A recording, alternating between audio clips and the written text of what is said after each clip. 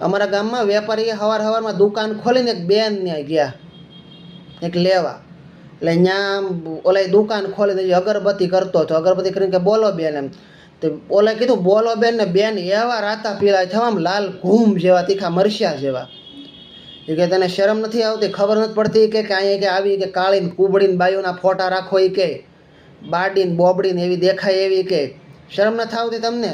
પછી ઓલા વેપારી આમ બેનની સામું જોયું થોડીક વાર, પછી બેનને કીધું બેન એ કે ફોટો નથી, તમે હરખું જોવો એ કે એ કે છે ને એ કે અરીસો છે ને કે તમે જે કાળીને કુબડીને બોબડીને બાઈની વાત કરો છો ને કે તમે ખુદ દેખાવ છો બેન. પછી ઓલા બેનને સાસુ ઊભા ન રહ્યા, એમ કાંઈ લીધું નહીં, ધીમે ધીમે નીકળી જાય. હો ને આ અમુક બાયુ પાછા હોય એવા કાળા કાળા ભેંના વાહા જેવા મોઢા હોય. હો એટલા કાળા ને ભેંના વાહા જેવા મોઢા, એમાં પછી એક ડાબલી મેં સાંજી હોય ને પાવડર તો મોઢે એટલો લગાડ્યો હોય ને એમ જાણે આપણને એમ લાગે કૂતરી લોટના ડબ્બામાં મોઢું નાખીને ભાગી.